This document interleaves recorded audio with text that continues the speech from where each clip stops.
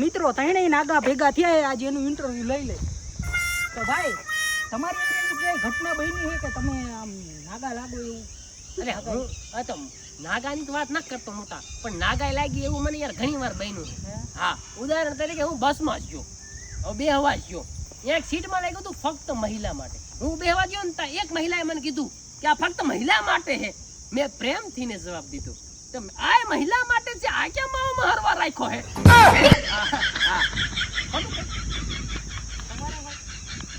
મારી આઈને એવું એકવાર બની ગયું હે.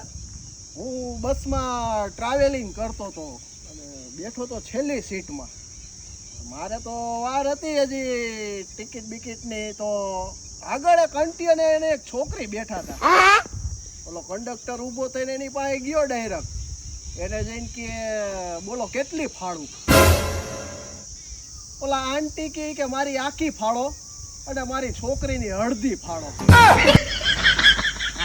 ધીમે ધીમે એ આગળ બધાની ફાળતો આવ્યો. મેં કીધું મારી પાસે આવે ને એ પેલા મારી ફાળે મને ઠેકડો મારી જવા દે બસમાંથી. ઉભો રહી એ પછી બીજો બસમાંથી ચાલુ બસે ઠેકડો માર્યો. એવી ઘટના બની મારી. એ કે કંડક્ટર આપણી ફાળી નાખે તો એ પેલા વહી જવું સારું ને લોજી તમારે મારે આવે એવું કાંઈ ખાસ નહીં, પણ એકવાર બન્યું હતું. બસમાં ચડ્યો ને લખેલું હતું કે પુરુષો ઉતાવળમાં ચડી જાય છે, મહિલાઓને તકલીફ પડે છે, એમાં છોકરા રહી જાય છે. હા તો તારે બસ વાળાને કહેવાય ને થોડીક બસ ધીમી આકે તો મહિલાઓને તકલીફ ન પડે ને. આમ અલગ અલગ લખે તો ને બધું ભેગું લખ્યું હતું. ફટાફટ પુરુષો ચડી જતા હોય ને કા મહિલાઓને તકલીફ પડે ને કે છોકરા રહી જાય. તકલીફ પડે પછી છોકરા તાય હું એક દી રાવડીભાઈ ઉતાવળ કરીને ચડી જાય. લે એમ ન બસ ઓલો છોકરી કાકા એક રહી. નથી દેવું ઇન્ટરવ્યુ ભાઈ જવા દે. આ બધી પર્સનલ વાતો ખુલવા માંડી. બંધ કરો ભાઈ, બંધ કરો. ઓય કેવા માંગો હું ભાઈ? રાવડીભાઈ વઈ ગયા. આલી આપણે વયા ગયા.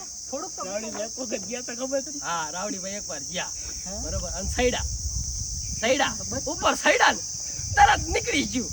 એટલે આ બસ નું ઓલું સીટ નું કવર નીકળી ગયું.